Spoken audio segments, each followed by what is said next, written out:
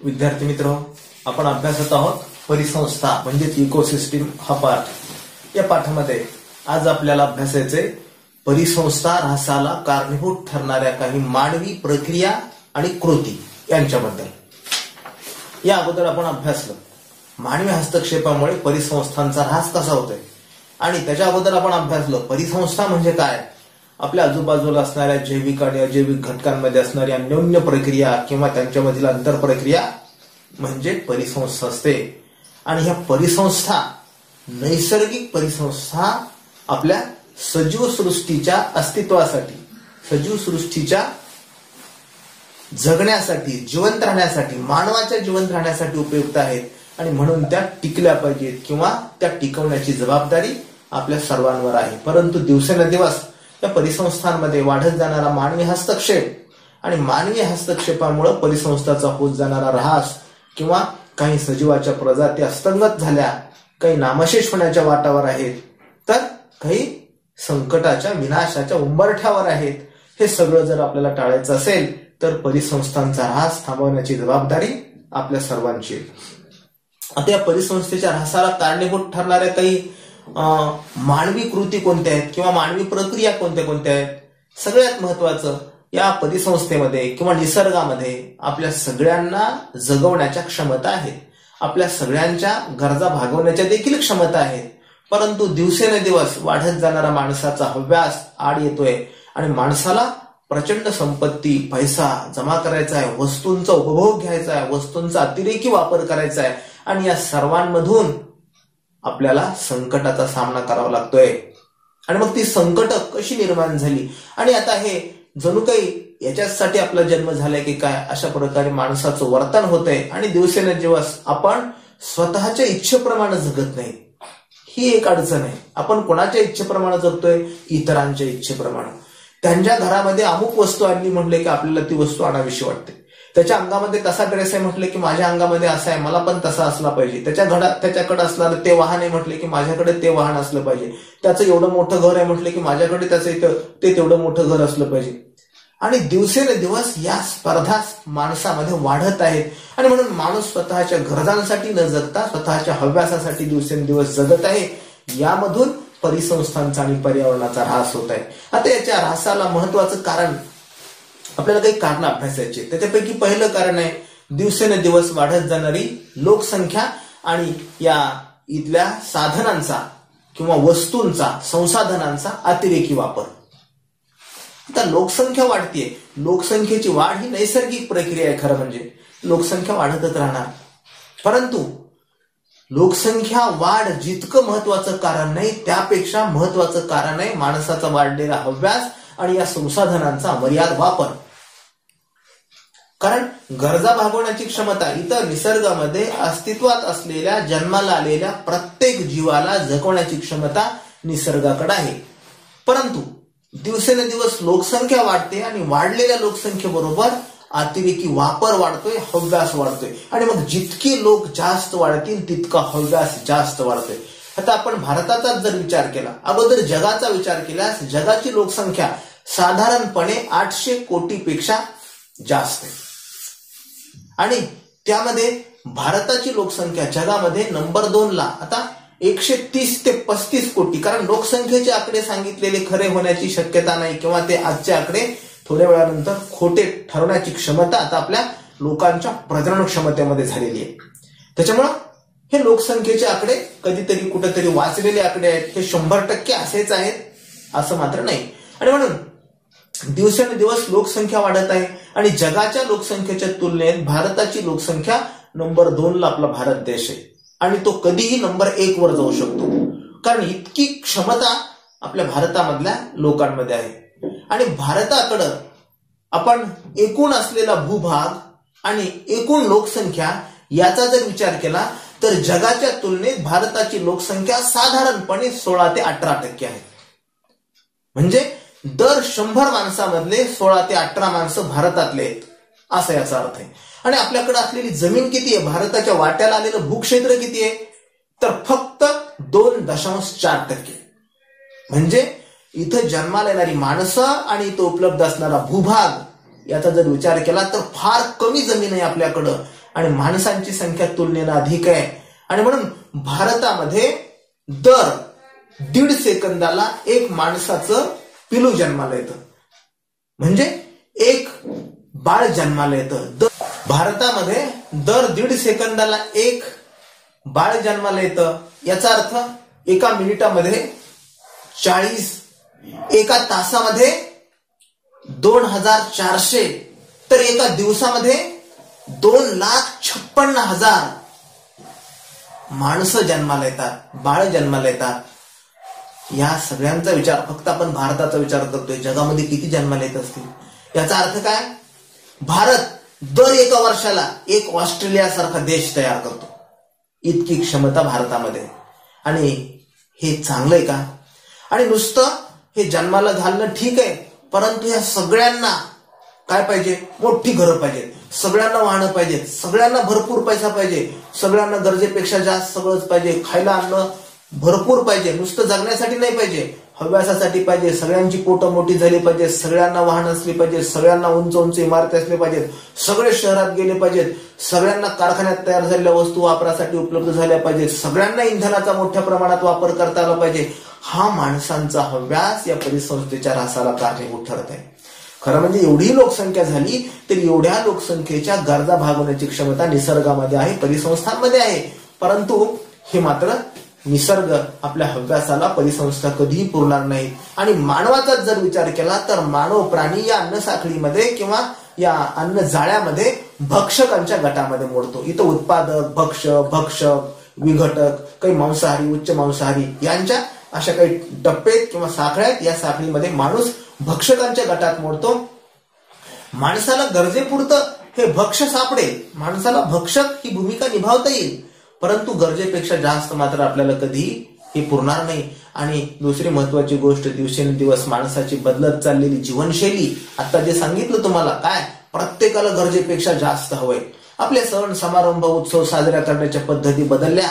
कपडे अंग झाकण्यासाठी ऊन वारा थंडी पाऊस यांच्यापासून रक्षणार्थ आपल्याला कपड्यांची आवश्यकता असते. परंतु आता दिवसेंदिवस आपल्याला वेगवेगळ्या कारणांसाठी, व्यक्तिमत्व खुलवण्यासाठी अंग दाखवणारे काही कपडे, अंग झाकणारे काही कपडे, म्हणजे आणि त्याच्याकडे आहेत म्हणून माझ्याकडे असावे वाटणारे असे काही कपडे, लग्न समारंभामध्ये एकदाच घालायचे आणि पुन्हा कधीच नाही घालायचे एक वेगळे कपडे, वाढदिवसासाठी प्रत्येक वाढदिवसासाठी एक वेगळा ड्रेस, आणि वाढदिवस सुद्धा दिवसातून 2-3 दिवसातून, वर्षातून. कारण जन्माला घातलेली तारीख एक, हाजरीवर असलेली एक, आई वडिलांनी ठरवलेली एक, आणि स्वतःने ठरवलेली एक, आणि मित्रांनी ठरवलेली एक, असे 10-5 वाढदिवस. आणि वाढदिवस पण कसे करायचे? रस्त्यावर दारूच्या बाटल्या फोडून, केक कापून, शाळेत दिवसभर गोंधळ घालून. अरे हे का वाढदिवस साजरे करण्याच्या पद्धती आहेत का? म्हणजे दिवसेंदिवस बदलत चाललेल्या आपल्या प्रथा, परंपरा आणि ही बदललेली जीवनशैली. वाहनांचा अतिरेकी वापर झाला, कारखान्यातल्या वस्तूंचा अतिरेकी वापर झाला. या सगळ्यामुळं परिसंस्थांचा ह्रास होतोय. त्याच्यानंतर नंबर 2चं कारण आहे शहरीकरण. दिवसेंदिवस शहरीकरण कशाला म्हणतात? शहर मोठं होण्याची प्रक्रिया म्हणजे शहरीकरण. मग शहर उभं व्हायला काय लागतं? जमीन लागते. मग इथल्या जमिनीचा वापर झाला शहरांसाठी, इथली दलदलीची ठिकाणं वापरली गेली शहर तयार होण्यासाठी.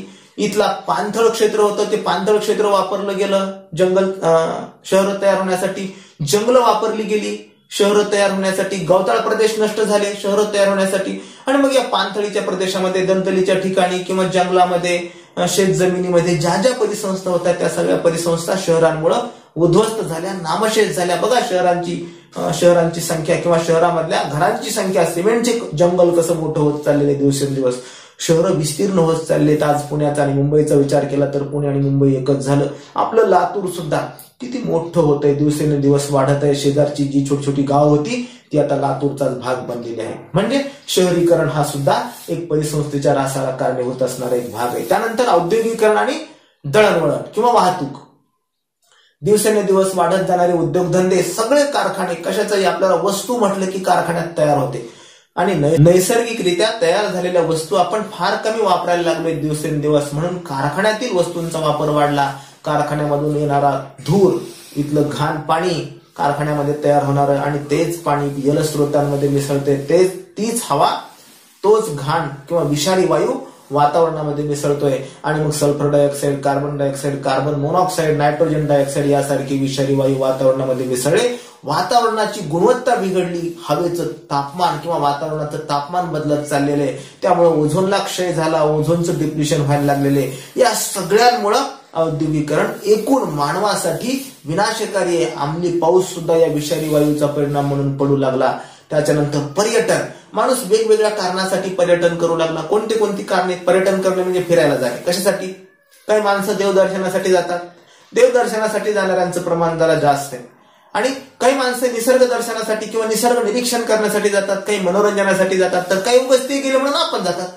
या सगळ्या कारणांमधून वाहनांचा वापर वाढला आणि एकाच परिसंस्थेमध्ये जर एकाच वेळी अतिरिक्त एखाद्या सजीवांचं प्रमाण वाढलं तर तिथल्या परिसंस्थेवर ताण येतो. बघा आता पंढरपूरला जाणाऱ्यांची संख्या किंवा अजून कुठल्याही एखाद्या यात्रेमध्ये जाणाऱ्यांची संख्या, एकाच ठिकाणी जर एकाच वेळी अनेक माणसं आली तर तिथं राहायला जागा नसते, खायला अन्न नसतं, शौचाला कुठं बसायचं, लघवीला कुठं जायचं, पाणी कुठं प्यायचं, आंघोळ कशी करायची, काय खायचं आणि कुठं घाण करायची, हे सगळे प्रश्न आहेत. मग त्यामुळे रोगराई निर्माण होते, तिथल्या मूळ सजीवांवर किंवा तिथल्या परिसंस्थेवर ताण निर्माण होतो. आपल्या आजूबाजूला एखादं जर कुठं पर्यटन क्षेत्र असला तर आपण राहतो मराठवाड्यात, आपले पर्यटन क्षेत्र फार कमी आहेत, तरी सुद्धा आपल्या जवळ कुठंतरी एखादी यात्रा भरत असेल, आपल्या परिसरामध्ये असं जर काही क्षेत्र असेल तर त्या क्षेत्राला भेट द्या आणि तिथल्या परिसंस्थेवर कशा प्रकारचा ताण येतो त्याबद्दल तुम्ही अभ्यासा, असं म्हटलेलं आहे. त्यानंतर परिसंस्थेवर काय, तिथल्या जैविक घटकांवर त्याचा काय परिणाम होतो याच्याबद्दलचा विचार करा. ही झाली सगळी कारणं. आणखी याच्यामध्ये कितीतरी कारणं आहेत. मोठी धरणं, आता मोठी धरणं बांधल्यानंतर काय होतं, याचा परिणाम, सगळ्यात घातक परिणाम जर काय होत असेल मोठ्या धरणांचा, तर आपली शेत जमीन त्याच्या खाली जाते. जिथं अगोदर उपजाऊ जमीन होती, तिथं उत्पादनक्षम जमीन होती, पिकं घेतली जात होती, ती पिकं घेण्याजोगी जमीन पाण्याच्या खाली जाते. तिथल्या वनस्पती जळून जातात किंवा तिथल्या नष्ट होतात, तिथल्या प्राण्यांच्या अधिवासांना धोका पोचतो आणि नदीमध्ये वाहत्या पाण्यामध्ये ज्या परिसंस्था आहेत त्या वाहत्या पाण्यामधल्या परिसंस्थांचा ऱ्हास होतो किंवा त्या नष्ट होतात. म्हणून मोठी धरणं सुद्धा परिसंस्थेच्या ऱ्हासाला कारणीभूत आहेत. धरणामुळे कोणकोणत्या घटकावर विपरीत परिणाम होतो बघा. तिथं राहणारं जे गाव असेल, गावात एखादं किंवा गावाच्या कडेला धरण झालं, तिथल्या गावातील लोकांना विस्थापित व्हावं लागतं, त्यांच्या रोजगाराची साधनं संपून जातात किंवा ते नष्ट होतात, त्यांना नवीन कौशल्य विकसित करावी लागतात किंवा ते होत नाहीत आणि म्हणून त्यांच्या उपजीविकेचं साधन नष्ट होतं. हे एक कारण आहे. आणखीन आपली भांडणं, युद्ध, बघा आपण युद्ध करतो, राष्ट्रामध्ये युद्ध होतात. कोणकोणत्या कारणामुळे युद्ध होतात? एकतर जमिनीच्या कारणावरून होतं. पाकिस्तानचे भारतात घुसले, जम्मू काश्मीर आमचाच म्हणाले, चीन मधले सियाचीनमध्ये घुसले, चीनवाले आमचाच म्हणायला लागले, आपण कुठेतरी नेपाळमध्ये शिरायला लागलो, नेपाळ आमचाच आहे म्हणायला लागलो. नेमकं काय व्हायला लागलं? हे म्हणजे जमिनीच्या कारणावरून. आपण नाही का शेतकऱ्याला, आपण शेतात शेजाऱ्याशी भांडतो जमिनीवरून. जमीन. दुसरं महत्वाचं कारण आहे पाणी, कारण पाण्यामुळेच आता पुढचं युद्ध जे होणार आहे ते सगळेच जण म्हणायला लागले पाण्यामुळे युद्ध होणार आहे.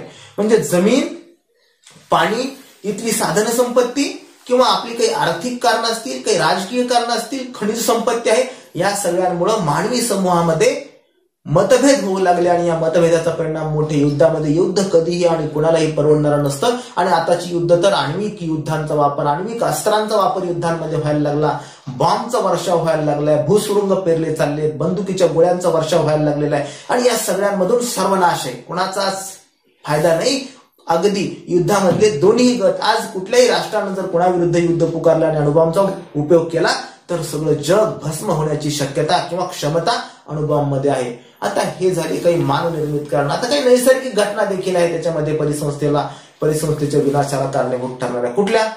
इथं ज्वालामुखीचे उद्रेक होतात, भूकंप होतात, सुनामी येतात, दुष्काळ होतात, अतिवृष्टी होते, अवर्षण निर्माण होतं. या सगळ्यांमुळे इथल्या परिसंस्था बाधित होतात किंवा परिसंस्थेला ऱ्हास किंवा परिसंस्थेचा ऱ्हास होतो. आणि हे सगळं का व्हायला लागलेलं आहे? ही नैसर्गिक कारणं जरी असली तरी मानवी हस्तक्षेपामुळे सुनामी निर्माण झाल्या, मानवी हस्तक्षेपामुळे दुष्काळ निर्माण झाला, मानवी हस्तक्षेपामुळे अतिवृष्टी निर्माण झाली किंवा मानवी हस्तक्षेपामुळेच आवर्षण सुद्धा, यांचं सगळ्यांचं प्रमाण वाढायला लागलेले, global warming, depression of ozone. आता हे नैसर्गिक वाटले तरी दिवसेंदिवस निसर्गामध्ये वाढत चाललेला माणसाचा हस्तक्षेप, याचा परिणाम म्हणून या सगळ्या नैसर्गिक घटना सुद्धा घडू लागल्या. एकूण काय? परिसंस्थेचा ऱ्हास हा सजीव सृष्टीच्या विनाशाचं कारण बनत आहे. दिवसेंदिवस आपला विनाश जवळ येत आहे. म्हणून आता गरज कशाची आहे? ह्या सगळ्या परिसंस्था, नैसर्गिक परिसंस्था आपल्या जीवावरणाला संतुलित ठेवण्यासाठी उपयुक्त असतात. संतुलन राखण्यासाठी त्यांची भूमिका महत्वाची असते. ते त्या भूमिका निभावतात. म्हणून या परिसंस्था जगल्या पाहिजेत. आपलीही काहीतरी जबाबदारी आहे. इथल्या सजीव सृष्टीचं अस्तित्व टिकायचं असेल, आपलं अस्तित्व टिकायचं असेल तर ते सगळं टिकलं पाहिजे. हवेची गुणवत्ता, पाण्याची गुणवत्ता, जमिनीची गुणवत्ता, प्रकाशाची गुणवत्ता आणि इथली सजीव वेगवेगळी विविधता ही जर टिकली तर आपण असणार आहेत, हे आपल्याला या सगळ्यावरून लक्षात येतं.